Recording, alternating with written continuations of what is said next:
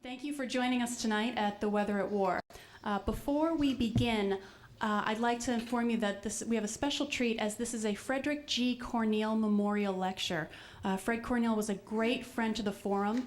He sat on our board and was an amazing supporter during his life. His wife, Marty Corneal, and his daughter, Katie Corneal Stromlin, are still on our board, and we're very lucky to have them.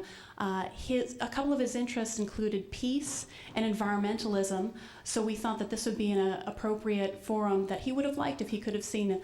And I'd like his daughter, Katie Corneal Stromlin, to come up and just say a couple of things about Fred Corneal. Katie, come on up.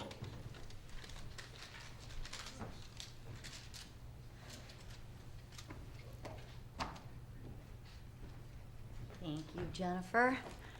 Good evening, everyone. Thank you for coming. On behalf of my family, I just would like to say how much we appreciate your remembering my father, Fred Corneal, with this memorial forum tonight. As Jennifer said, Fred was a longtime supporter of the Ford Hall Forum and believed strongly in the importance of free speech. On that note, I would like to thank our invited speakers tonight for also supporting free speech by coming here to enlighten us free of charge. That is a rarity in these times, and it is one of the things that makes the Ford Hall Forum such a unique and important institution. Thank you very much. Enjoy the evening.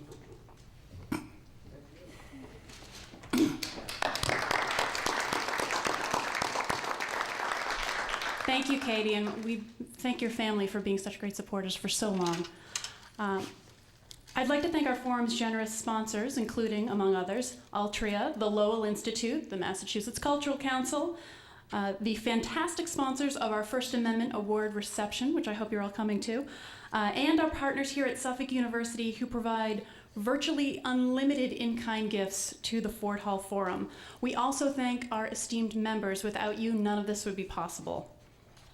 I am pleased to introduce our moderator for today's discussion, Ford Hall Forum board member Jack Wrobel. Jack Wrobel is a vice president at the consulting firm Shipley Associates, as well as a retired Air Force officer. He holds a BS in physics and an MS in space physics. Wrobel served as a selectman in Westford for 9 years and as a trustee of the J.V. Fletcher Library for 7 years.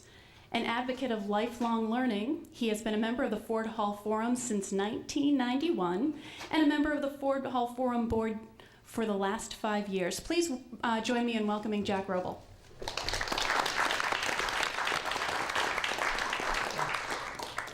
Welcome to the Ford Hall Forum and our third event for this particular season. Tonight we're privileged to join into a conversation with three extremely eminent experts on why the climate is now seen as a national security threat and what we can do about it. Whether you think climate change is real or whether it's caused by human interactions, the impact of the climate is real. And tonight we'd like to talk about how that issue should be addressed. For example, much of the media talks about flooding and the impact of flooding, but really a bigger problem might be regional droughts. And the question is, what should the United States do to mitigate the risk of instability in such a case? While the military is only one part of the national security structure, we will be talking an awful lot about the military tonight, but don't let that limit your thoughts about national security and about the climate, because there are many other organizations that are involved in national security. For the first 45 minutes, we're going to be introducing the speakers. I'll ask each one of them to give a short opening remarks, and then we'll participate in a conversation among the panel. After that, we'll expand that conversation to you, the audience, and ask you to come up to the microphones. As Jenna said, there's 2 microphones, and ask questions of the panel. You can either ask a general question, or you can ask a specific one focused on one of the panelists. I would urge you to ask a question rather than give a speech. We do have limited time, and so if somebody decides to give a talk or something like that, I may have to ask them to get to the question, and I apologize for that in advance. With that, I'd like to introduce Dr. Rachel Kleinfeld. She's the CEO and president of the Truman National Security Project. The National Security Project recruits, trains, and positions a new generation of progressives across America to lead on national security. Previously, Dr. Kleinfeld was senior consultant at Booz Allen Hamilton, where she worked on energy security, terrorism, and homeland security issues. A Rhodes Scholar, she received her BA from Yale University and both her master's and PhD from Oxford University. Please welcome Dr. Kleinfeld.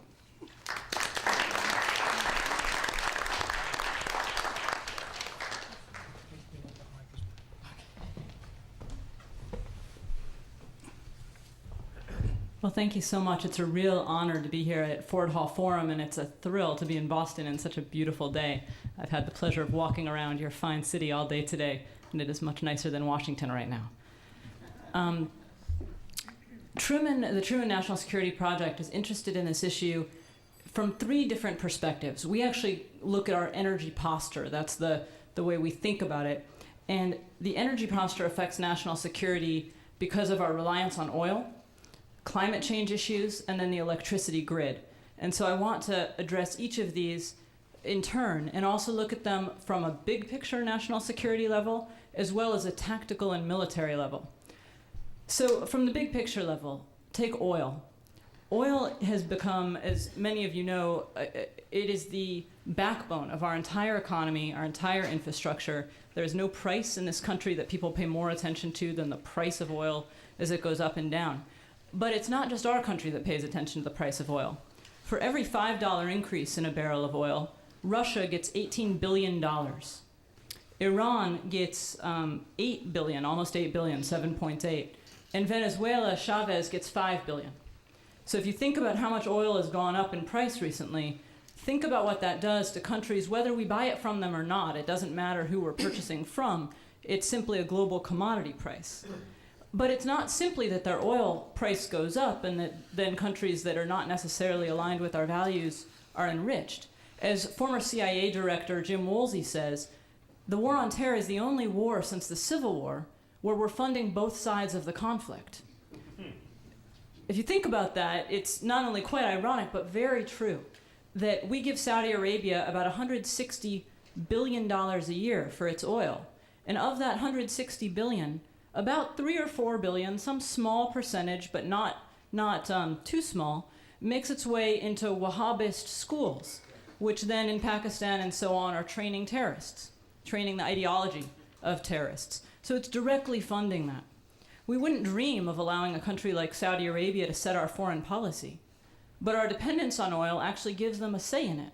It involves us in conflicts that we might not want to be involved in. Arnold Schwarzenegger, the Republican governor in California, former Republican governor, just said, why should a dried up little country like Libya have a say and play havoc on American foreign policy?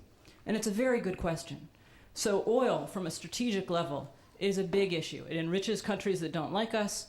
The price itself does that. We also receive a lot of our oil from unstable countries. Of the top 5 producers that we receive oil from, those are all fairly stable, but we receive about 4 million barrels a day from countries that are on the unstable list of the State Department.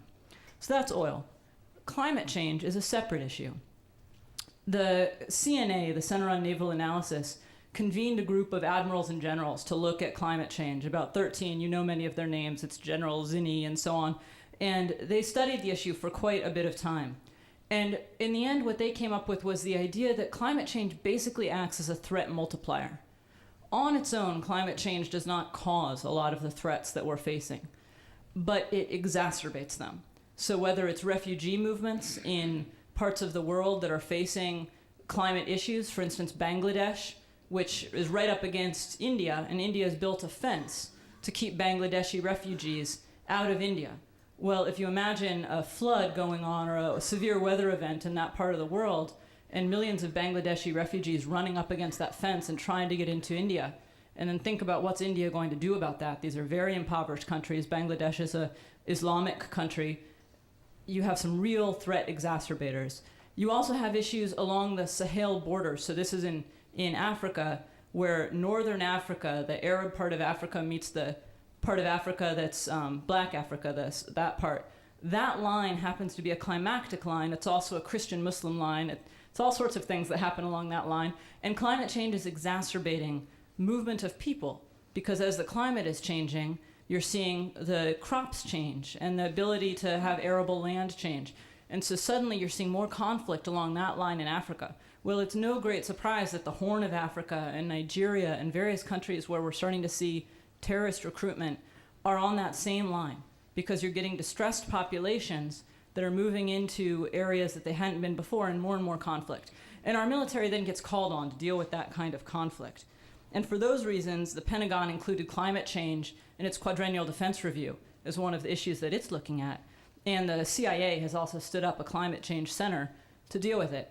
The last issue is the electrical grid. If you look at our electricity grid, it's an incredibly brittle system. It's a 19th century system. An awful lot of it was built 100 years ago. I grew up in Fairbanks, Alaska. Our grid went out constantly. It was not a 19th century system. It just didn't function particularly well in Alaska. But around the country, we have a very brittle grid. It's brittle both in terms of blackouts and so on. It's also a problem because a lot of our grid is controlled by what's known as SCADA systems, which are open systems that are connected to the internet that open and close valves and so on. Well, the Pentagon believes that a lot of those systems have been infiltrated by China, possibly by other countries. They've been hacked, their cyber systems. You can hack them. It might not sound very scary that China could turn on and off your washing machine. And indeed, that's probably not particularly frightening. But all of our military bases are connected to that electrical grid as well. And the idea that China could turn on and off the electricity in our military bases at the same time they chose to, for instance, launch an attack on Taiwan or some such thing, that is a problem. And so you're seeing more and more bases trying to move off the grid. It's called islanding, trying to island themselves. So for those reasons, we as a national security organization are quite concerned with both climate and oil. The military, I don't want to take too much thunder from Hank, who's probably going to talk more about the military, but the military is interested in these issues on a tactical level. If you look at fuel moving onto the battlefield, the military used to measure that based on the wholesale price. But they finally started to measure the fully loaded cost of fuel, and the fully loaded cost of fuel measures how much does it cost to actually move that fuel, to buy it and then move it to the battlefield wherever they're using it. Well, it turns out that a gallon of oil costs about $400 to move to parts of Afghanistan. If you think about the oil efficiency of most of our battlefield equipment, which is not built, it's built for durability and strength, and it's not built for oil efficiency. These are not smart cars we're taking around Afghanistan.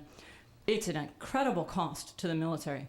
So if suddenly the military started saying, wait a minute, our cost is skyrocketing because of oil, and we really need to reduce simply on that measure alone. But they also started measuring the cost in human life, because in the battlefield in Iraq and in Afghanistan you're moving convoys through very narrow gaps in Pakistani mountains, and you basically have a lot of liquid bombs that are all lined up there, a lot of oil-laden trucks that are just waiting in a line to get through a small, I don't know how bad your traffic is here in Boston, but for us it's like being on the Beltway and you're just stuck. Well, those are prime insurgent targets. And the military was finding that for every 24 convoys that went out, we lost a human life. Those are not good odds. And so they're trying to limit oil on the battlefield and starting to look at how do they use renewables from a cost perspective and a life perspective. And with that, I think I'll wrap up my introductory remarks, and then we'll talk more about it as a group. So thank you very much.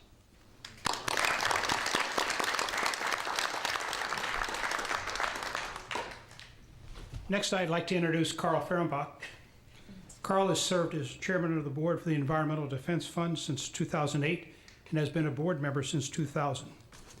The Environmental Defense Fund is a leading national nonprofit that links science, economics, and law to create innovative, equitable, and cost-effective solutions to society's most challenging environmental problems. He is a co-founder and managing director of Berkshire Partners, and prior to that, he was a managing director of Merrill Lynch, where he headed the Mergers and Acquisition Department. Carl is currently a trustee of Princeton University and serves on the board of Dean's Advisors at the Harvard Business School.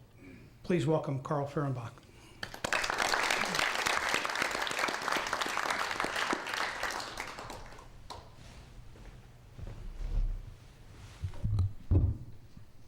Thank you very much, Jack. Am I tipping that over? I guess I am. That's fine. Yeah, perfect. It's great to be here with all of you and following in what Rachel's wake, which I'm always happy to do because she represents a generation of leadership that I think is just stunning. So it's 2011. This is the year when the global population has crossed 7 billion. Analysts note that 110 years ago, population, my grandparents were alive then, population was 1.8 billion. So it's increased fourfold. And in 1950, estimates of global affluence were $5.3 trillion. In 2011, estimates of global affluence are $55 trillion, a tenfold increase. Rob Sokolow, who's a scientist who's been lecturing on environmental issues for over 40 years, currently at Princeton, notes in a recent paper that science has introduced a big counterintuitive idea, that human beings are able to change the planet at global scale. Dutch chemist Paul Crutzen has coined the phrase Anthropocene to capture a growing view that this ability to change the planet could be epochal in geological terms. The Globe this Sunday, if you read it, you saw a front page story on rising sea levels. Big picture of houses in Scituate. Looked like the sea was rolling in. Estimates, according to the Globe article, are a possible increase in sea levels of 3 feet by the end of the century. I've seen other estimates which depend entirely on the rate at which the ice sheets in Greenland and Antarctica deteriorate, but that are much higher. Aya, that's a human name, he's a Sherpa who has ascended Everest 20 times since 1989, was recently reported as having organized an expedition to remove 11,000 pounds of debris from Everest. That's everything that we humans have left up there since we've been climbing it. He stated for this article that in his early climbs, the ascension to the summit was all ice and snow, and that today there are bare rock and open crevices, which he attributes to global climate, global warming. I'm not a member of the military. I did serve 47 years ago, and I don't know its policies. But I was privileged to host Ray Mavis, who's the current Secretary of the Navy, at a Environmental Defense Fund Chairman's dinner in New York. Secretary Mavis and his colleagues in the Navy are doing some amazing things. They are rapidly developing the greenest transportation fleet anywhere on the planet. They're experimenting with biofuels for their planes. Part of the way they are reducing emissions is, of course, using nuclear power in the fleet. The Marine Corps is also part of the Navy. Secretary Mavis told us about some of the things that Rachel alluded to, including transporting, having infantry units transporting their own solar capability onto sites in Afghanistan, generating their own power and not being dependent upon the truck fleets, which Rachel mentioned. The military, based on everything that we can see and what I just mentioned, has good cause to be concerned about the potential for disruption resulting from our ability to change the planet at global scale. In spite of all that, lest you think our inability as a political community to pass climate legislation means nothing is being done. Really, some quite remarkable things are being done from sectors which traditionally you would not have thought were going to be major contributors to the reduction in emissions. And I'm referring to the corporate community. FedEx and UPS, for instance, now are increasing consist in their fleets of hybrid trucks. EDF helped FedEx develop the first hybrid trucks. UPS developed a simple construct of always taking right turns. They save an enormous amount of fuel by not taking left turns at intersections. Walmart, not long ago the ultimate pariah, through supply chain management and other initiatives, expects to save emissions equal to taking 3.8 million automobiles off the road. Walmart has a significant now sustainability staff. A number of NGOs have opened offices in Bentonville to be close to Walmart management. Walmart has put photovoltaic, it's a sort of a tape on the top of 20 stores now, and they're experimenting with that. GE has just announced that they're going to build the world's largest plant to produce that material here in the United States. At EDF, we have a 3-year-old program called Climate Corps. Climate Corps provides summer internships for MBAs who are between years. EDF provides 2 weeks of training. Fortune 1000 companies, this year I believe it's 52 Fortune 1000 companies are hiring a Climate Corps intern who will come in and with the support of the top office, work with the staff to identify opportunities to reduce emissions from the various processes that these companies engage in. One of my favorite numbers is Zipcar. Zipcar, you've all seen Zipcar around Boston. Zipcar is headquartered in Cambridge. Scott Griffiths, who's the CEO of Zipcar, said at a recent event that every Zipcar takes 20 private automobiles off the road. It has always struck me, since in recent years when this has been on my radar screen, it has struck me that energy is not a line item in a financial statement. Corporations don't directly measure the amount of energy they use, and as a consequence, haven't until very recently begun to think about their ability to reduce the amount of energy they use and still produce the same amount of output, increasing their productivity. But as these anecdotes indicate, almost everybody is beginning to take that on. These conversations need to happen in boardrooms if we're going to be successful. But can we be successful without legislation? Can we address the emissions from power generators, which are a significant portion of the emissions that are causing the greenhouse gas effect? It would be difficult. It will be difficult. So we will also need the Congress to engage if we are going to completely address this problem.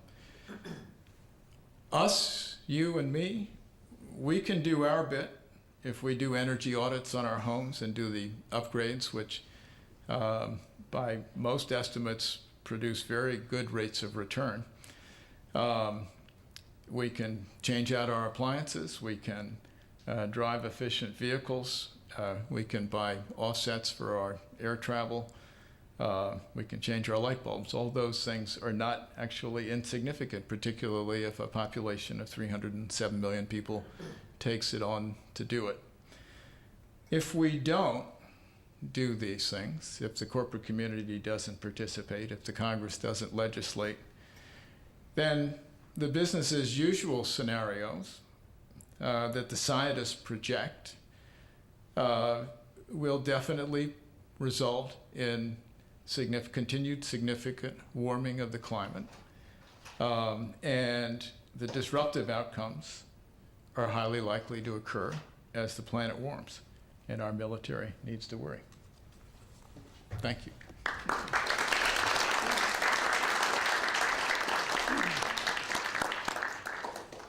Our third speaker is Harold Naughton, who is mostly known around here as the state representative from the 12th Worcester District. However, after the events of September 11th, 2001, at the age of 43, you don't look that old, Harold. Thanks. I'll come back here more often. He felt a need to further serve and protect his country, and he joined the United States Army Reserve. He volunteered for a tour of active duty and has served in both Kuwait and Iraq. He currently is a captain with the Judge Advocate General's Corps. He has also earned several combat medals, and he was recently selected to be the chair of the Joint Committee on Public Safety and Homeland Security.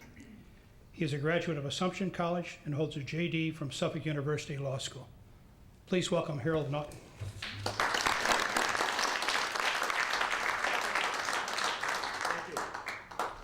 Thank you, and it's really an honor and a pleasure. I'm going to think I sit here for most of the night and listen to you guys and learn a lot, and hopefully listen to you and learn a lot.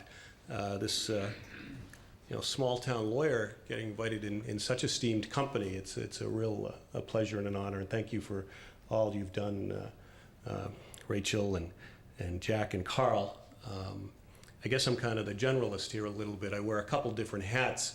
But let me start by saying this. In September of 1987, I sat where you're sitting on my first night of law school. I went to the night school at Suffolk University Law School right next door before they built the beautiful building over on Tremont Street. And then Dean and later on President David Sargent said, look to your left and look to your right. And in a month, one of those may not be here. Now, I don't know how true that became, and I certainly stayed, and most of my colleagues and friends did, and we found great success here at Suffolk Law School, and I'm very proud of my association. So I think I have a couple different hats on tonight, which I'd like to talk about. Obviously, the military connection, and but also a little bit I'd like to talk about the legislative connection, the local impact here of what we're talking about with climate change. But certainly has been alluded to several times about the effect of climate change on what the military needs to do. And I'll hasten to say that it will be doing the same, it will be doing different things, and it will be doing the same things differently. As we've seen with Hurricane Katrina, with numerous environmental events here in Massachusetts, such as the ice storm of late 2008 and the flooding that is becoming more and more recurrent along our coasts, our state National Guard, an element of the service, an element of the military, is being called upon to respond more and more often and are having to train for different missions, meaning expansions of budget and line items to allow them to do those missions. I will never forget on a deployment to Kuwait. I was in Kuwait at the time. I had not gone to Iraq yet. I was with a group of Louisiana National Guardsmen and Guardswomen, and Hurricane Katrina hit their coast. And they were really, really torn up because their local duty would have been out there saving their brothers and sisters back home, yet they were deployed in the deserts of Iraq and Kuwait.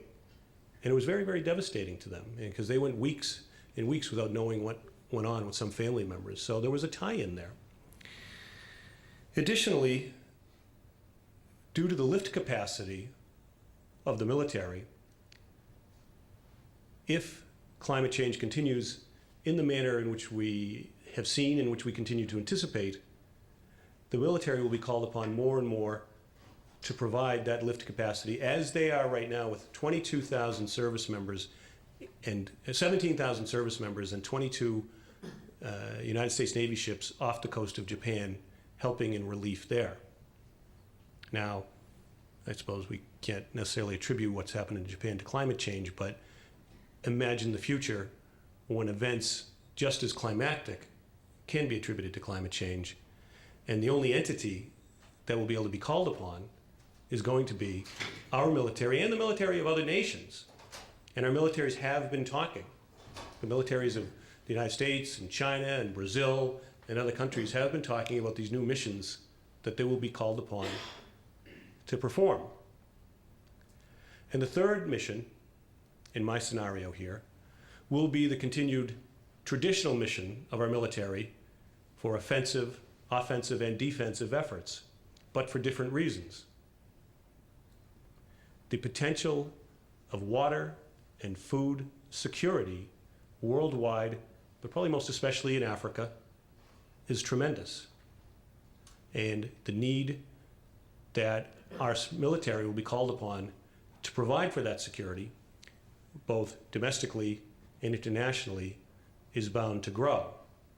So our military is developing, is adapting as we go. Rim Parsons, in an excellent article published by the United States Army War College Strategic Studies Institute entitled Taking Up Security Challenge of Climate Change, has pointed out that more than any other component of the government, the U.S. military, despite the demands of Iraq and Afghanistan, has the furthest reach and the greatest resources to create and sustain conditions favorable to peace and stability, and thereby promote sustainable development, ensure what is needed for adapting to and mitigating climate change, and its destabilizing effects is less kinetic, more peripatetic. That's not something the military historically has been used to dealing with.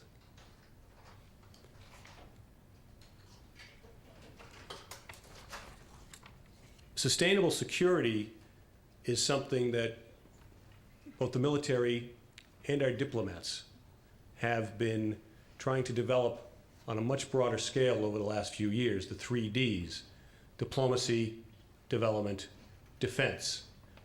As no time ever before in our past have the green suitors of the military and the blue suitors of the State Department and USAID tried to work together as much as possible. And I'll say, as an Army officer, when I was in Iraq, there was not always the most easygoing relationship between the military officers and those staff of state and USAID, but it's something we had to force ourselves, a new dynamic, to get over and to move on, because of the new missions called for on all sides, called for a greater understanding. State and USAID can learn from the military, can learn about the lift capacity, can learn about the historical missions of the military, and we can be taught by state about things such as the dynamics going on in China and the cooperation that will be needed as China steps up in its anticipated role as a member as a world power, as a superpower. The military's reach, capability, and durability in these circumstances are obvious, but not limitless.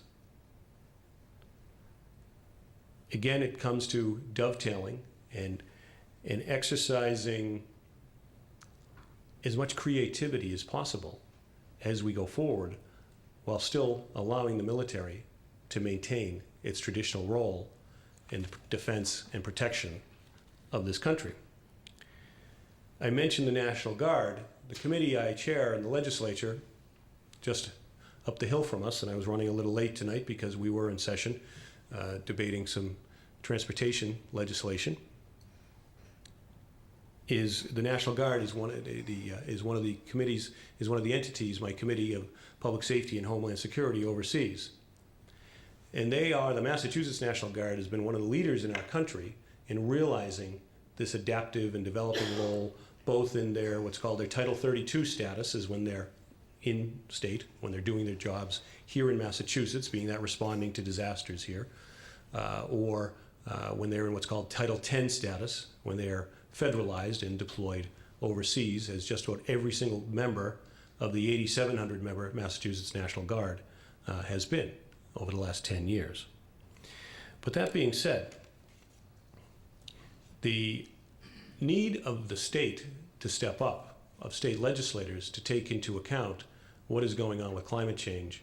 It's kind of like the old axiom, act locally and think globally. But we have learned in these incredibly tight budgetary and fiscal times that we cannot count on the federal government for everything.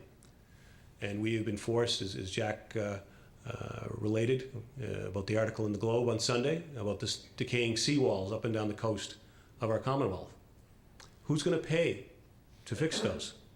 The private property owners? The cities and towns? The Commonwealth? We had an incredibly disastrous ice storm in this Commonwealth in December of 2008. Like the likes of, I remember I was coming home from a late night session. I was driving up 495 towards my home in Clinton and looking off to the side and seeing these explosions. It reminded me of Baghdad at night. And it was transformers, electrical transformers, just exploding from the quick freeze, all up and down the side of the road. It was amazing. And that took weeks and months and millions of state dollars and some federal dollars to repair the cities and towns, the damage that our cities and towns sustained and suffered. Yesterday, for the first time, I'd like to think, in the history of this Commonwealth, 4 committees, my own Committee on Public Safety and Homeland Security, the Committee on Energy, the Committee on Natural Resources, and the Committee on Public Health convened a joint hearing in the Gardner Auditorium at the State House, bringing in the management of the Plymouth Nuclear Power Plant, the Seabrook Nuclear Power Plant, and of the Roe plant, the Yankee plant over the line that's been closed down in Vermont, to ask what are they doing, what have they learned from what's gone on at Fukushima, and what can we anticipate to learn from that, and what protection are they taking? I was astounded to learn that the Plymouth plant negotiates with each single city and town in the EPZ, the Emergency Protection Zone, which is 10 miles. Does not have a common policy. They are not forced by MEMA or NRC to have a common policy of dealing with each of these cities and towns as far as reimbursement and mitigation for the training of the first responders in those cities and towns. And I do not intend this to disparage them. I don't know enough yet, but I'm certainly going to find out. But I can see the possibility where they make a fantastic deal with Town A that has a very strong and advocate for a town administrator or a mayor or a board of selectmen. And the next town over has weak entities and doesn't make as good a deal. So it's the taxpayers on this local level that are potentially sucking up the response and the costs for any response to an emergency at that particular plant. And the EPZ only goes 10 miles out, and as we've seen and again, I know I'm getting a little from climate change here, but I think it's indicative of what the states and the cities and the towns face.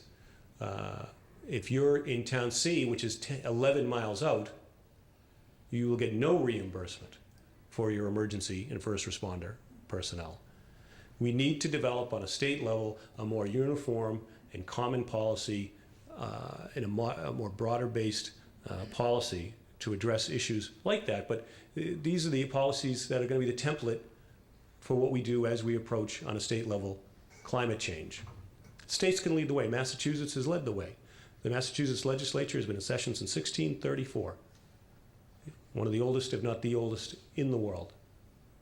We don't necessarily sit back, and I'm not just kind of pat ourselves on the back here and wait for the federal government or other states to lead. We've led with the Clean Oceans Act in this state.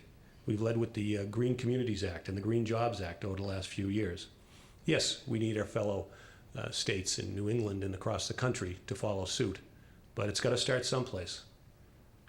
And if it doesn't start someplace, then I guess you can turn to each other and say, look to your left, look to your right, and some of you may not be here if we don't tackle this problem sooner rather than later. It's an honor and a pleasure to be here in your company. Thank you.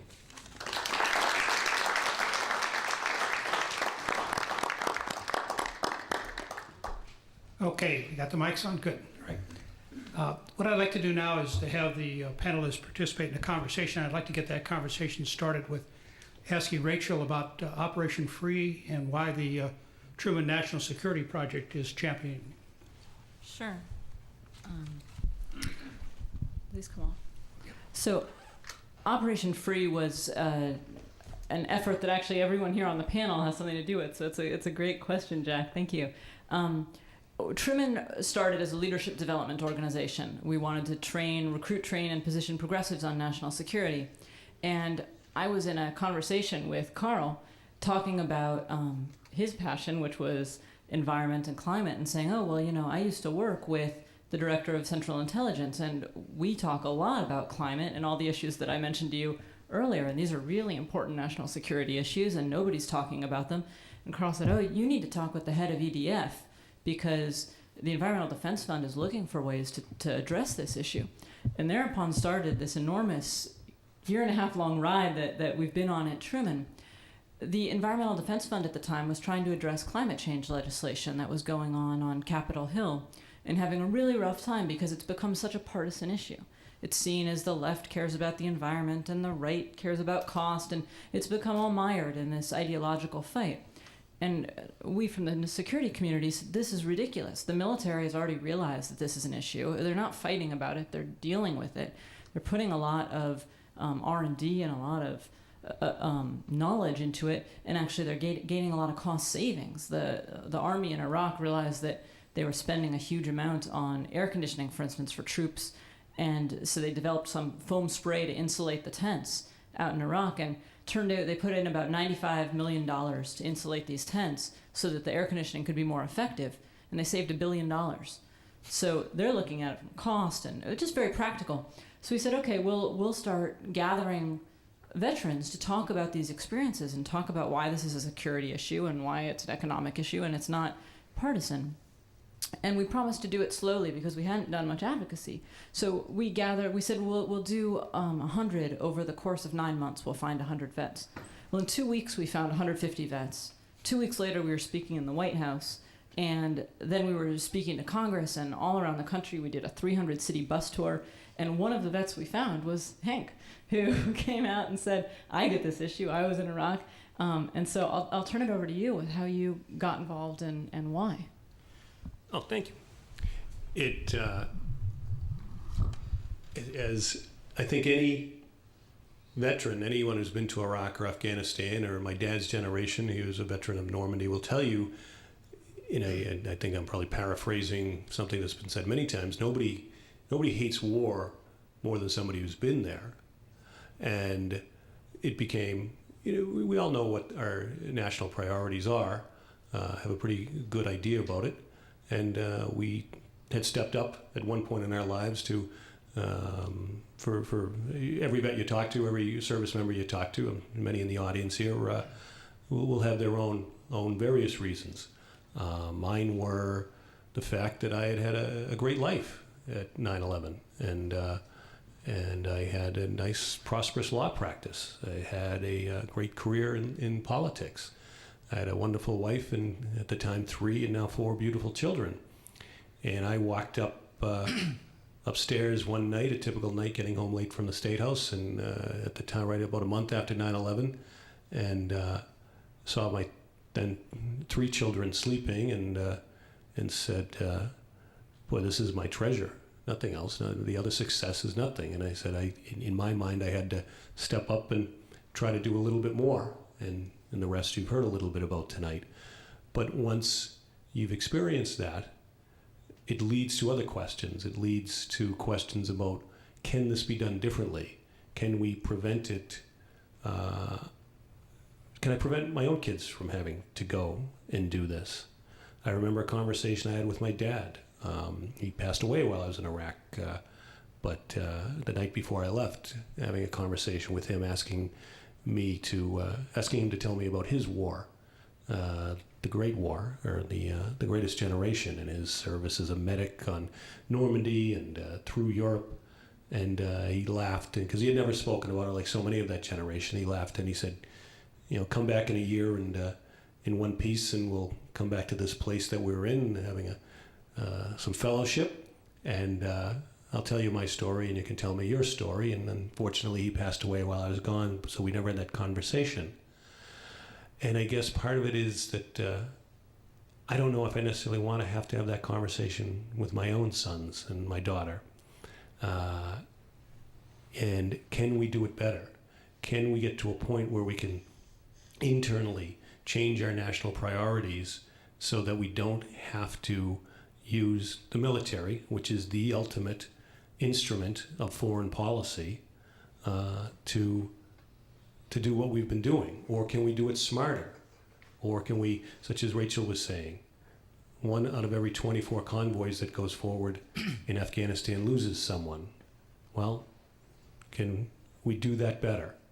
And so when you come back and you think about things like that, and you run into people in different situations. At the time, I think I had just been appointed chair of the Veterans Affairs Committee in the House, and you meet people of like ideas and like goals, and the Truman Project really struck me as an instrument nationally, and even here on a local level, to be able to step forward and make those changes. It went right back to the very reasons why I decided to join the military after 9/11.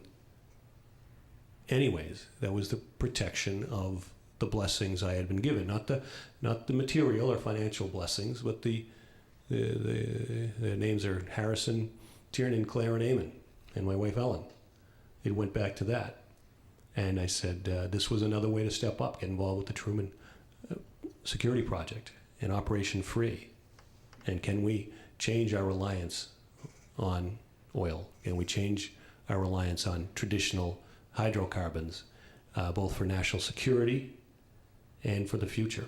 And those were my reasons. And I met a lot of great people, a lot of very dedicated people who are as staunch warriors as anyone who put on a helmet and Kevlar and stepped out. And I don't care, they can insulate those tents all they want. It's still hot, okay?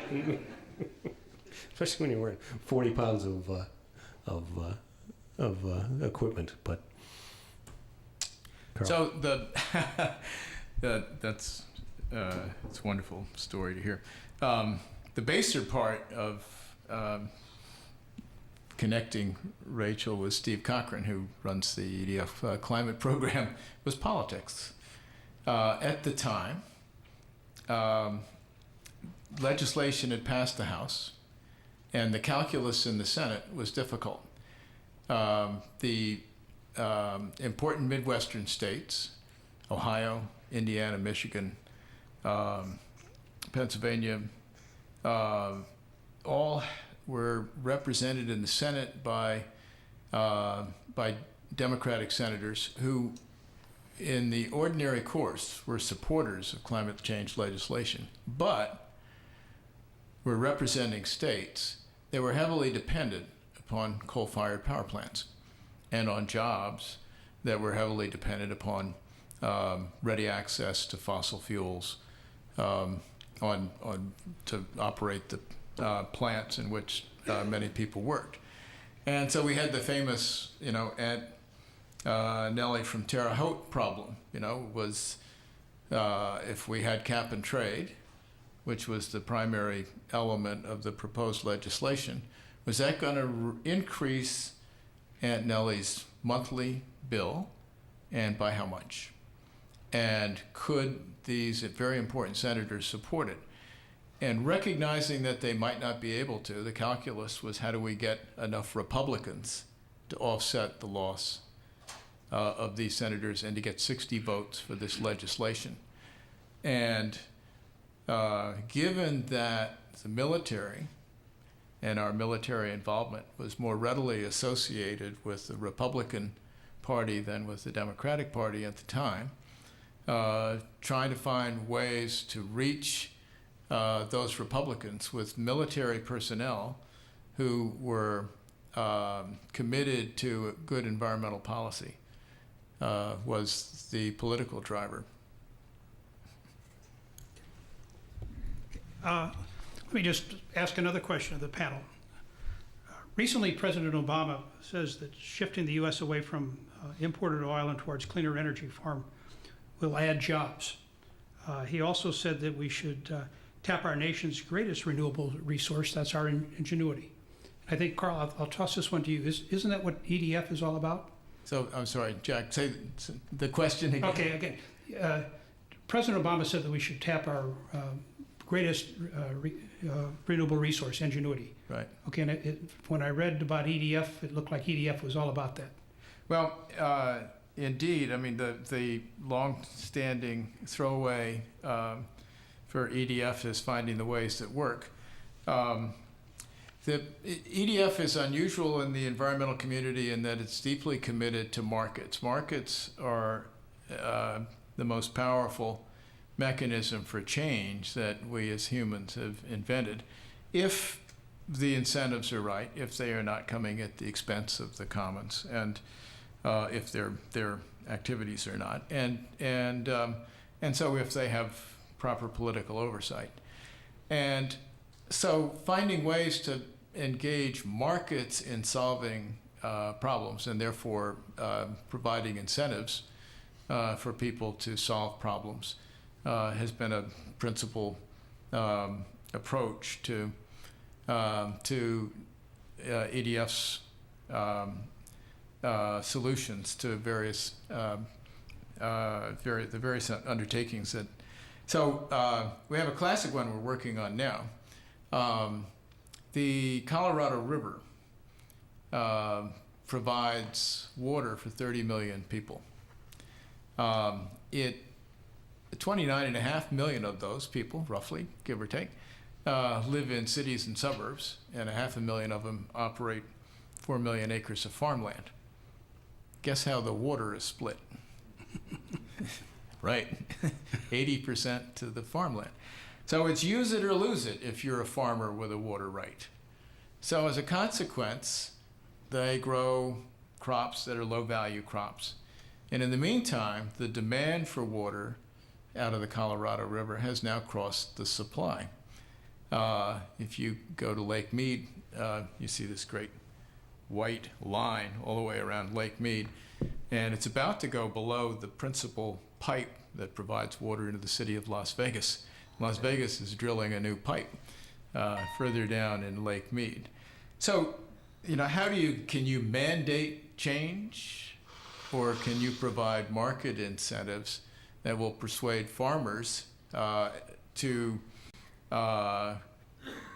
use their water as a product and not grow low-value crops, and persuade cities to properly value water, plug leaks, not let water get away. And the best mechanism that we're able to come up with as we think about it is the pricing mechanism. If people understand the real value of water, recognizing that for many it's just a basic fundamental human need and right, and therefore you can't price it at a level at which low-income people cannot afford it. The recognizing that, you can create different tiers of pricing in the marketplace and hopefully use the market to solve the problem. There are lots of stories where markets have worked, and that's the ingenuity that we hope President Obama was referring to. Harold or Rachel, do you have any other comments on that?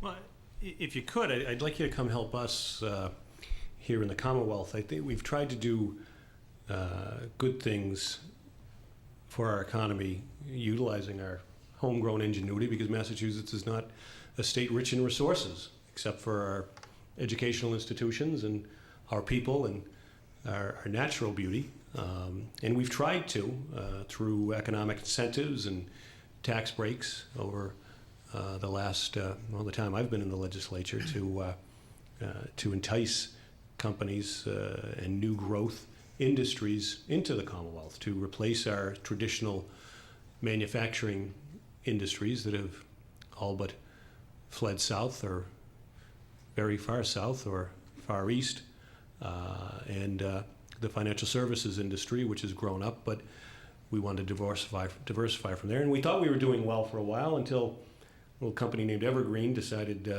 they wanted to take tax breaks that and incentives that have been given them, and say thank you but no thank you. And that was pretty depressing when they decided to go to China. They will be leaving some bases here, but who's kidding who? They're going to China.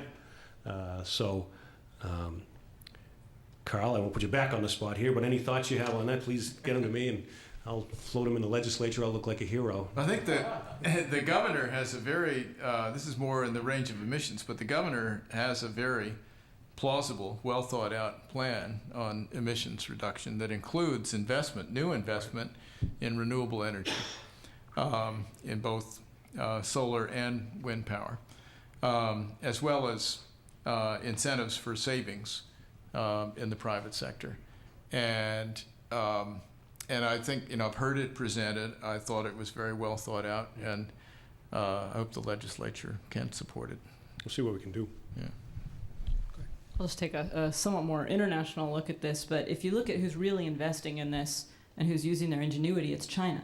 China is putting millions and millions of dollars into R&D for green energy because they see it as not just helping themselves because they have a huge energy need, but as the next big thing. They have a lot of people to employ. If they don't employ about 1 billion people a year, their system of government, which is, of course, autocratic, won't sustain itself.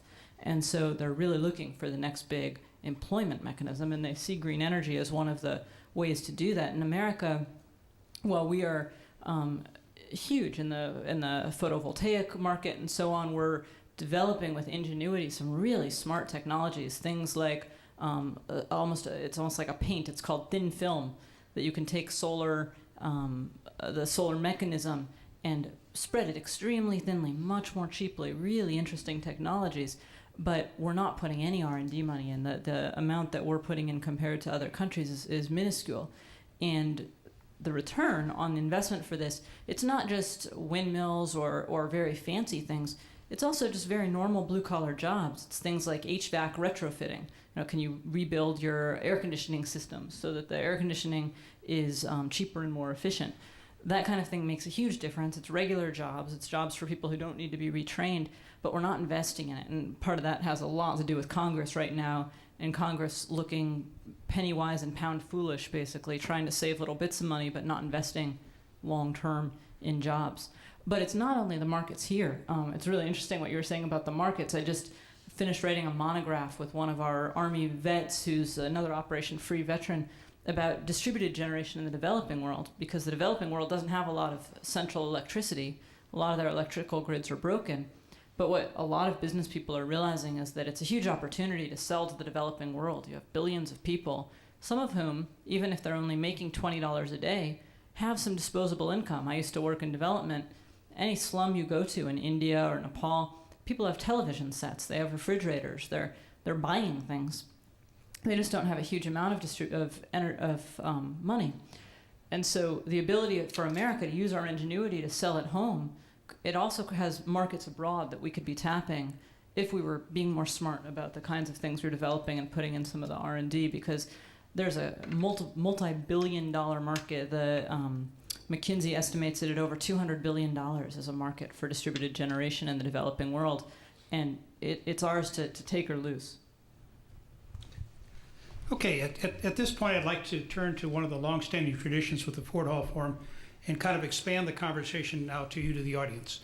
So I would ask you to come up to either one of the microphones and ask either a general question to the panel or ask a specific question.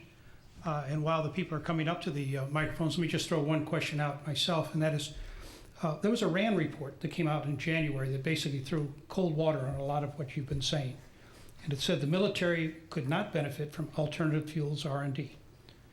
It said that the life cycle of cost of plant-based alternative fuels was not known, so therefore the military should actually reduce its R&D. What do you guys think about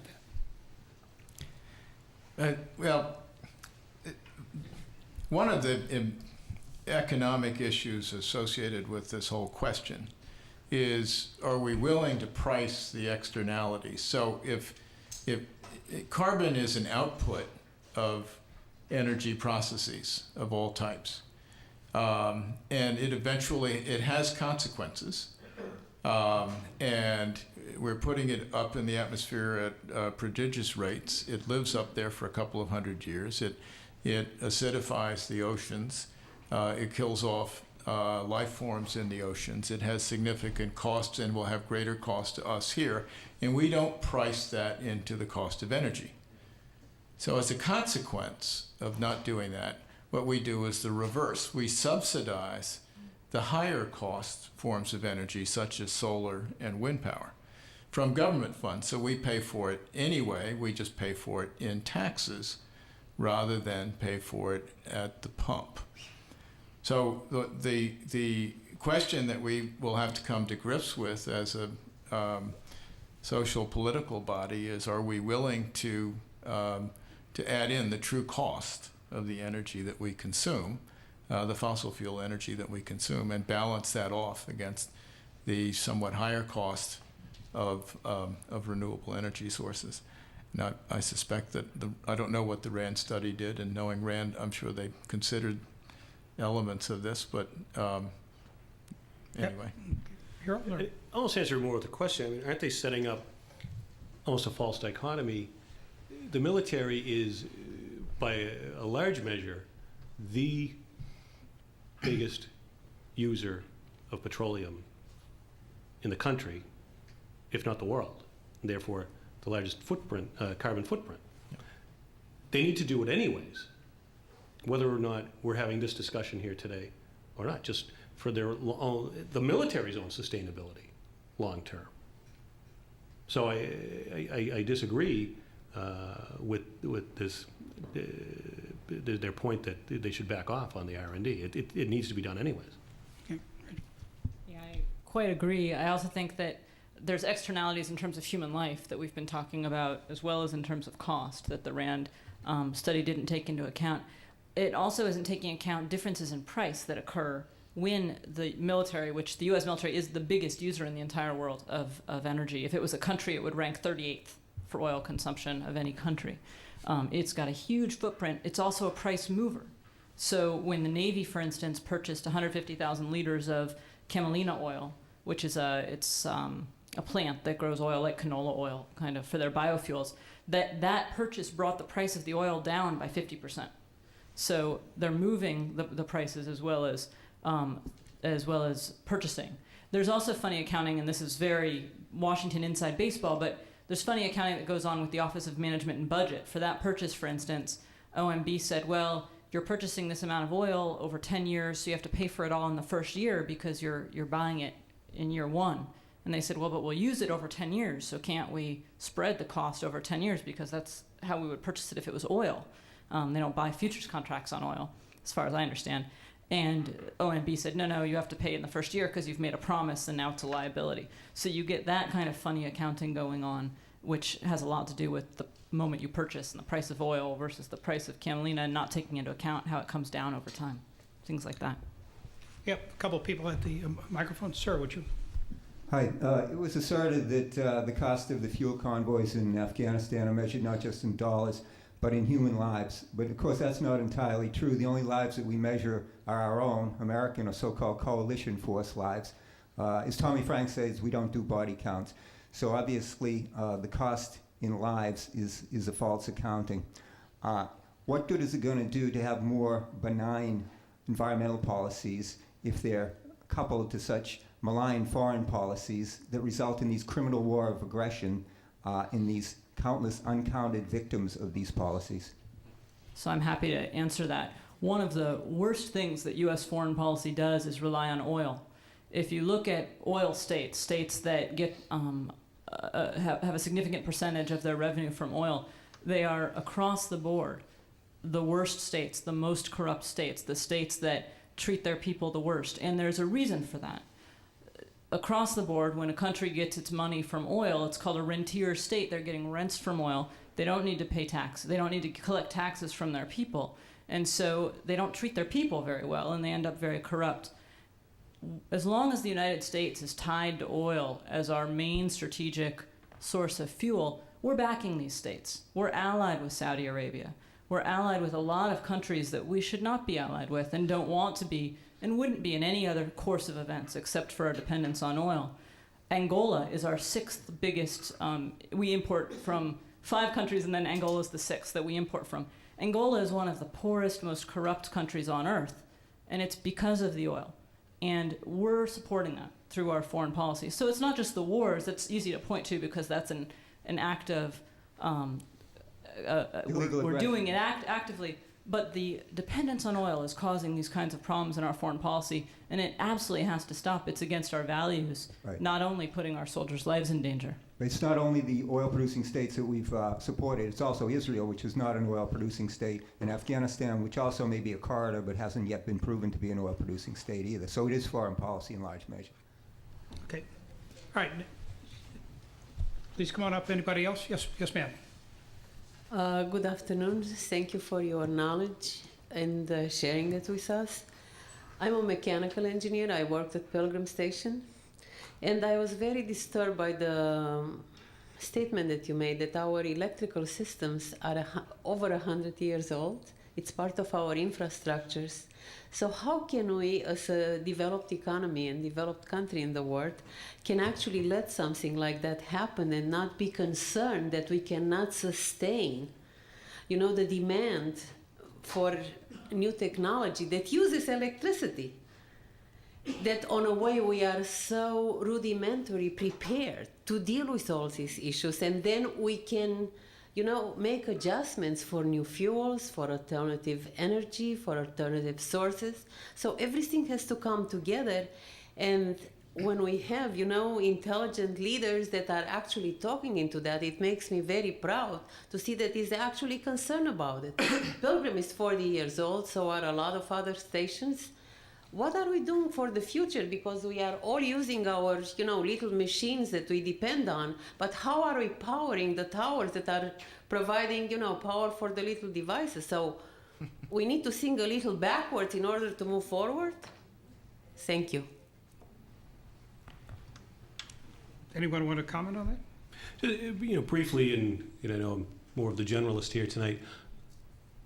I appreciate your comments, especially knowing Pilgrim as you do, and if anything, that Fukushima has brought to light that we didn't learn from TMI or we didn't learn from Chernobyl, it is the shelf life, not the half-life, but the shelf life of these plants. And where do we go next? Do we become France and expand? I think not. I think that the opportunity to, although incredibly costly, to fix our infrastructure, of our grid infrastructure, which, Rachel, how much does it lose before it even comes to our house or to our building? 20, 30%, just goes off into nowhere.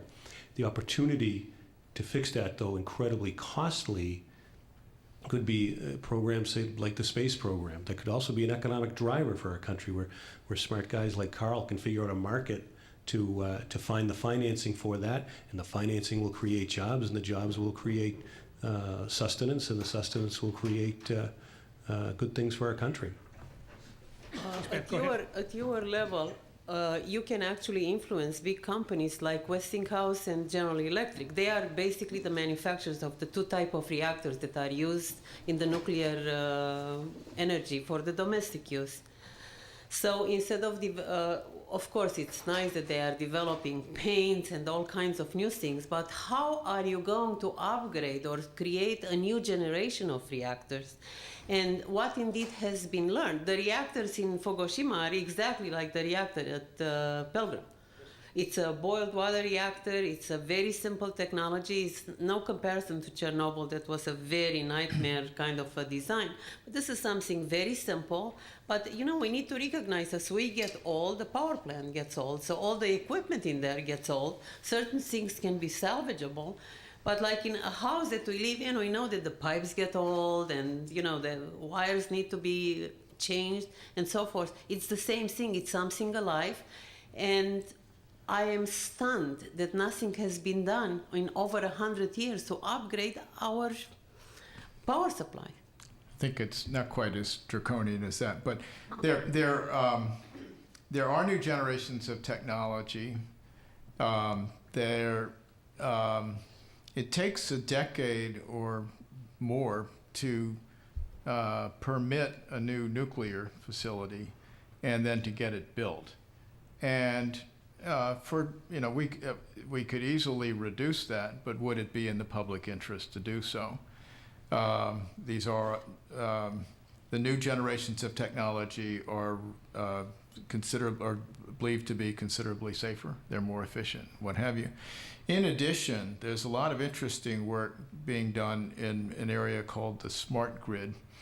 I think of it in two pieces. The power industry would think of it in one, but the smart grid is deploying technology that we live with in the ordinary course into the grid in such a way that it allows the power generators to manage and measure their production far more efficiently and to price it into the marketplace in ways that reflect usage patterns. So, for instance, if your power generator today charges you the same, ours in Vermont charges us 13 cents a kilowatt hour.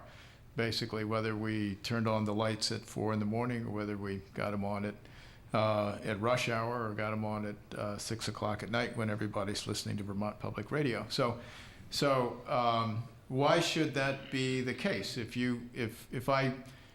the power company told me that we had to pay 20 cents a kilowatt hour at 6 o'clock at night, but at 10 o'clock we got to pay 6 cents a kilowatt hour, we'd think about doing a lot of things at 10 o'clock that we now just do randomly at any time during the day. So the smart grid will have an impact on human behavior, and then there will be devices that we can have on our kitchen counters that will allow us to measure our own usage, and our children and grandchildren will tell us that we're using it inefficiently the minute we put the numbers in front of them. And so there are plenty of technologies out there now that will change behavior and improve production. We still have to come to grips with the fact that what we have on the drawing board is primarily coal-fired power generation. Yes, sir. Yes. It's interesting. We're talking about climate control, and there's a very large segment talking about the military. And now I'm going to just make a comment, and I want to comment from the panel. I just feel that we spend far too much money on the military. I think we use it seems that we have rockets available to shoot down mice. We have planes that are very expensive to produce, that consume tremendous amount of gas, of fuel, and so forth, and also, of course, all the other things with the military that we use. And we have a fear that, you're commenting about China having, spying on us and so forth. Well, China, the people in China, the Chinese government may be authoritarian, but they are not stupid people. They would never attack us because it wouldn't be in their interest to attack us. And so therefore, my feeling is that we should substantially cut the military budget. I mean, not only would it help on the deficit, but I don't think that an awful lot of the things we have in the military are necessary. I'll just comment on one portion of your statement, sir. I think a blanket statement that the Chinese people are not stupid, so they would not attack us. Well, no, they're not stupid, and probably under their current government would not attack us, especially with $3 trillion of our money in their banks that they don't want to ruin. But you also have to anticipate the future. I mean, things change quickly in today's world, and that government could change. Their attitudes could change. And they could be, for the very reasons we're here tonight, talking about the potential instability in world markets, in water security, in food security. That could put us at danger. I'm not saying I necessarily disagree with the sentiment of your overall statement, but to take, I would respectfully, sir, I would suggest that is a relatively short-sighted statement, just that part of it. They've had tougher governments before. I mean, they're a lot more moderate now than they were during Mao's period of time. They were rattling the cage. They wanted to. They have about 600 million more people now than they had during Mao's time. they have just as no, I think they had just about as many people during Mao's time. Their population has not grown that much, but it's I know it's about 1.3 billion people. But they're just, and there's better relationships between the United States and China now than there were 40, 50 years ago, when they were really concerned. They wanted Taiwan, and they didn't do it. And certainly, if they didn't attack Taiwan, I mean, they got a long ocean to go across to attack our country. So I don't see where they would it be in their best interest. And as you said, we owe them $3 trillion. Why the heck would they want to destroy that? And they've also built a tremendous infrastructure, and they're a developing economy. Why would they want to destroy it with a war? So I think just two quick comments here. One, on the bigger picture of the budget. I think everybody knows right now that Washington, D.C. is having a ridiculous argument over the budget. It is one of the stupidest arguments that I've ever seen Washington, D.C. have, and they've had a lot of stupid arguments. I would agree. Since I first got there. They're talking about basically a third of the budget. They're threatening to shut down our government based on this fight about a third of the budget. Well, an awful lot of the budget that they're not talking about is defense, and an awful lot is entitlements, Social Security and Medicaid. You cannot have a rational budget conversation without talking about defense and without talking about entitlements. So we should start from there. Right now we're having a very childish conversation that's going on. I think that there are threats in the world. There are threats to the United States. There are also threats to other countries. My own background is in human rights and development, and our military does a huge amount for other countries with our naval ships that go out and do humanitarian missions, and even things, whether you agree or not, like the humanitarian activities that we're doing to protect civilians in various other countries. So I think we need a military. Does it need to be as big as it is right now? No. We should probably have a single national security budget so that we're looking at our defense, our development aid, our diplomacy as all one piece. And that needs to be rebalanced, because if you look at the 21st century, I remember I was doing interviews with Donald Rumsfeld's Office of the Secretary of Defense when Rumsfeld was in charge, and it was not long after 9/11, and I was asking him about homeland security issues. And the person who will go nameless was basically saying, no, I don't want to talk about homeland security. That's defense. We need to be on offense. And I said, well, yes, we need to be on offense, but let's talk a little bit about defense. What are you doing on homeland security? And no, you don't get it. We need to be on offense. It's all about offense. And I said, well, I'm not a great sports player, but every sports team I've been on has had an offense and a defense. So let's talk about defense. I was working for the Defense Science Board. We needed to do a study of this. And he went on, and finally I got quite angry. And I said, look, there are terrorists in London. Are we going to bomb London? And he said, yes. End of conversation. We're not bombing London, I hope. And there's a lot of problems that are real threats. They're real threats to human life in America and in other countries, but we can't solve them militarily. So we need a more balanced budget. But you also have to look at the nature of warfare now. A lot of warfare now is cyber warfare rather than China pointing guns at us. So I'm not actually particularly worried about China pointing guns right now. Although having been there in January, I am pretty worried about the nationalism of their people. They've been feeding a lot of nationalism to their people for a long time, and you could have a Japan-like situation if you had a collapse there, where a new, more nationalistic generation comes in and you get a situation like we had with Japan in World War II. That's a far-off worry, but it's not an impossible worry. The nearer-term worry is that it's very hard to track down cyber attack. And that is already happening. It's already pretty clear that China has attacked our Congress. When the Congress welcomed the Dalai Lama, they attacked our Congress. They've already hacked the Pentagon quite a bit. So you get those kind of attacks. They're hard to trace. You can't call them war. We're not going to go to war with China over hacking our computers. But our whole military is based on computers right now. So you get these kinds of issues that are much more complicated and difficult. Yeah, well, Yes, I would agree with you. Let's go to another Okay, question, go ahead. please. Yes, sir. Yeah, talking about possible worries plays into my question. I'm an atmospheric scientist by training, and in one of my previous incarnations, about 20 years ago, I used to talk to high school and middle school classes about climate change. And one of the things I used to tell them that they might not have thought about was that at that time, the US and the Soviet Union had submarines all underneath the ice caps and everything. And if the ice caps went away, how would that change, geopolitics and how defense works? And we heard earlier tonight that it's now a more likely scenario is food and water and natural disaster, refugees and things like that. But but basically we're talking about perils, risks, and insurance. And I've always thought that whether we spend money on reducing emissions or mitigating things is really, you're really saying, are we going to buy insurance against a possible risk? And you've all talked about that a little bit as we've gone. And so I was really intrigued when I was reading the material for this talk about the idea, I hadn't really thought about it before, that the military is driving this. Maybe 10, 20 years ago, I first started hearing that one of the groups taking climate change seriously was actually the insurance industry, because if worst case scenarios played out, they would be the one whose stockholders would be affected, or earnings. And now it's encouraging to hear that that's spreading a little bit, but it's really interesting to me, intriguing to hear that the military, as if you want to think of them as a business or an entity, could now be a driving force to try and change the minds of the 60 senators, or maybe just the 6 senators that you need.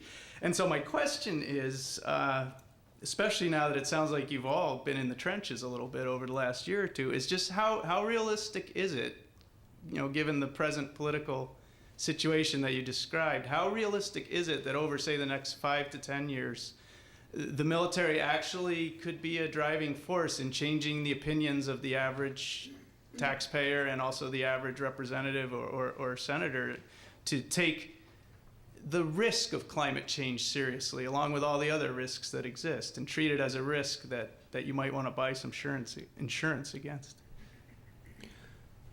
Distinguish, if I may, I'll be brief because I think these guys have more to offer.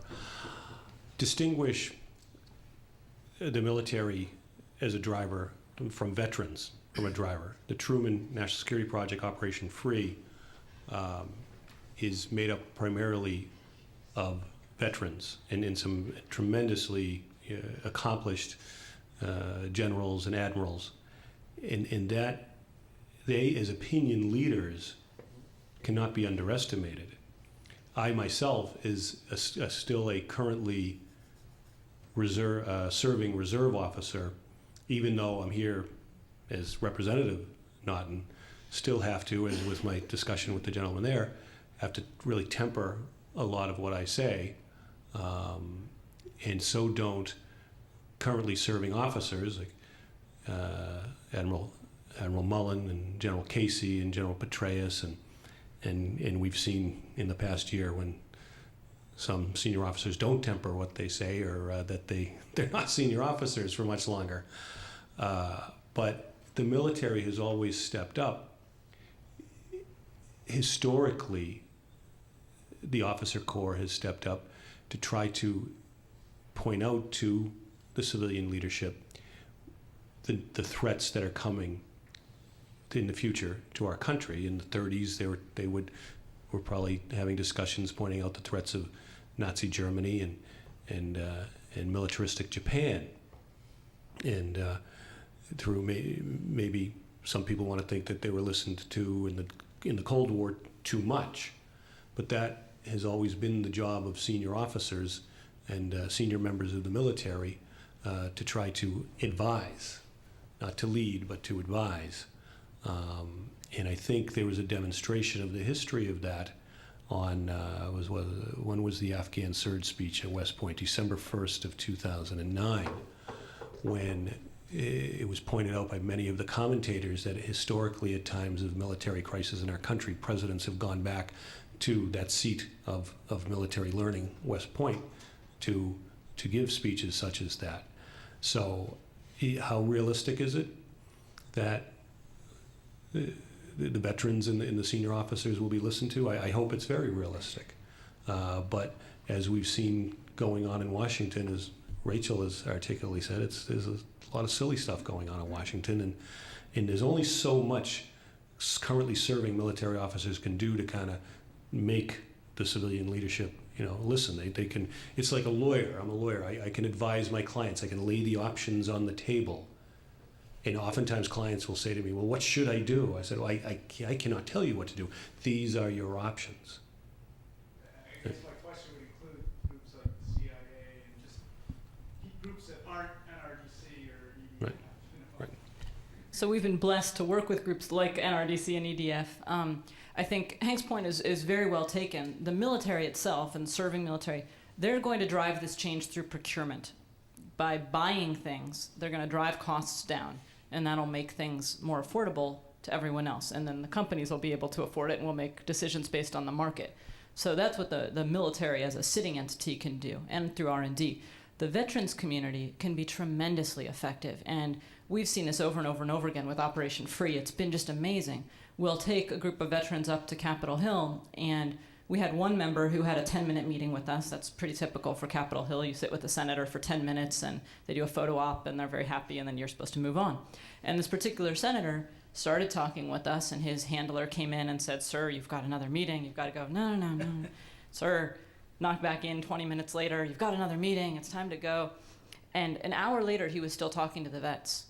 That's the kind of connection that you can make with very conservative members of Congress that I've never seen with anything else. We're also trying to do it with other constituencies that can then affect members of Congress. So we went to NASCAR in Kansas City and had our vets at NASCAR. We sponsored a car. Why didn't I get invited on that particular trip? I didn't go either. I gave up my seat to somebody who cared a lot about NASCAR.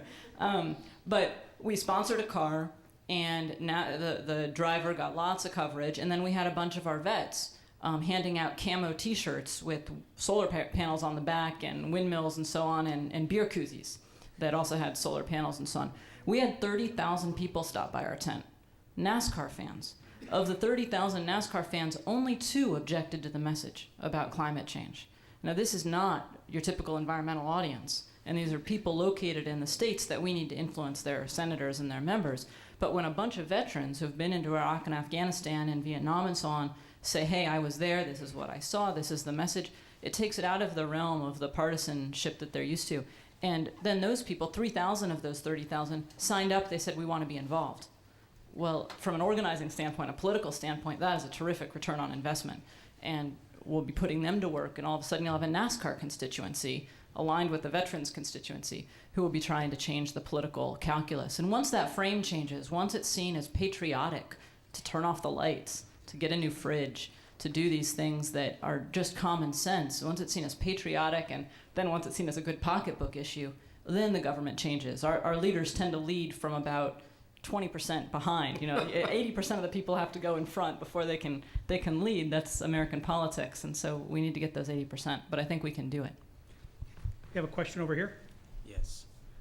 Comment and a question. There's a book out by the name of... Can you get closer to the microphone? Yes. Comment and a quick question. There's a book out called Weather Warfare by a gentleman by the name of Jerry Smith, and it's called How the Military Has a Plan to Draft Mother Nature. And in it, the book talks about how the military has developed technology to induce tsunamis, earthquakes, so on and so forth. My question is, do you think that the military over the past X amount of years has contributed to global warming and climate change by their clandestine operations as far as seeding the clouds to make them rain and the Project HARP?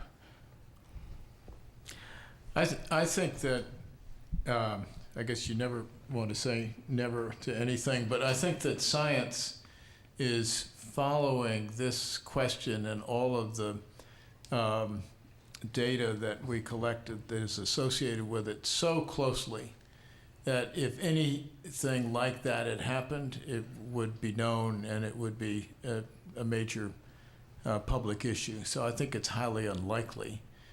But the question of geoengineering, could we cool the planet?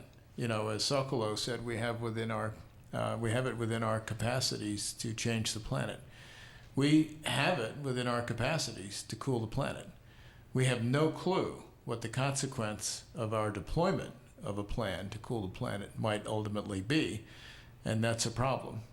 But we have the technology to do it. So it's a legitimate concern. I just seriously doubt it could have happened without our knowing about it. Okay, we have two more people. Huh? You want to cut it now? Two more people, okay. I'm taking directions from our executive director. Go ahead, one question. Great. Sir, you'll have the last question. On a similar but hopefully less scary note, it's been said, I think this year, that they made it rain in Dubai. Is that something that we think we might be able to deploy in something like Lake Mead to help some of our own water issues? I'm sorry, I missed, we did, what was? It rained naturally in Dubai. Oh, it rained in Dubai. And I guess the suggestion was that was from a cloud seeding or something, but Yeah. Can we use Well, these things for good rather than scary? The water in the Colorado River Basin comes primarily from the snowpack in the Rockies. And so could we get it to snow more in the Rockies? Personally, I'd be a fan because I ski there about 35 days a year. But I haven't heard anyone come up with that idea yet. We get, fortunately, still get a fair degree of normal moisture. That the projections are for what they're worth, and I have no idea whether the science is any good, but that the Southwest will suffer more. Most arid parts of the country will suffer more from global warming than, for instance, New England will. Yes, sir. My question has to do with ethanol and the what I think of as the balkanization of the U.S., where, as I understand it, ethanol is fairly inefficient, it's expensive, it takes more energy to produce it than it produces, yet we provide tax incentives for it, and it's obviously different sections in the country promoting their local interests rather than national interests. And I'd sort of be interested in your views on when is the country going to come together and act in a more homogeneous way for the greater good, and could you comment on that, please? Sure. So we tend as a country to subsidize various technologies and pick winners and then act surprised when this continues because we've created interest groups that last. So all of our Depression era subsidies, we have subsidies on peanuts and cotton and all sorts of crops that were put in place during the Depression. They're all still around. None of them have gone away. They now have huge effects on Africa. So we did the same with ethanol. We've put in various subsidies and so on to help the farmers, and those farmers are in important states because of the way that our government system works to give small states a lot of power. Coming from Alaska, I sometimes appreciated that, but it's not always the best way to run a country. So ethanol has an entrenched political interest, and it's hard to break. And from a practical matter, it's not a good technology. There are ways to produce fuel from biomass that are decent technologies. So switchgrass, for instance, various kinds of, it's called cellulosic material, perfectly fine. And you can get some pretty good bang for your buck without the externalities that come from feedstock-based ethanol, beets, and corn. Different countries can make it with different levels of efficiency. Brazil's more efficient than we are. They make a lot of their energy from sugar. But for us, not so efficient. It was a decent political bargain that was made at a certain time that has now outlasted its usefulness. The reality from a political standpoint is that if we move forward on some of this, it's going to be an everybody gets a little bit kind of a situation, because the perfect can't be the enemy of the good here. And so the only way that you're going to get some of those senators and members of Congress to come along is to continue some of these subsidies, even though they're not good. And that's just political reality. And then you're going to have to make some giveaways to other places. Alaska might get a little bit more oil or some offshore drilling. One of the things that killed the climate bill was paradoxically the BP spill. You would think that the BP spill, the oil spill, would have helped the climate bill because it would have shown how bad oil was and offshore drilling and shouldn't we move to something else. But in fact, that was supposed to be a giveaway. The left wanted to give the right some offshore drilling so that the right could then give the left some cap and trade. Well, after the BP spill, we couldn't give away offshore drilling because it was politically untouchable, and so you lost your ability to trade. That's the situation we're going to end up with ethanol, and it's not great, and a lot of sausage making is not pretty, but it'll move us a little closer to the goal. And over to Jen. I'm like the grim reaper of the forum sometimes. I just show up and you can see on everyone's face, oh, it's over.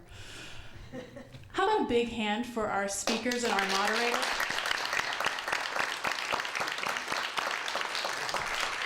Another fantastic conversation. Thanks for coming out. If you're not already a member of the forum, become one.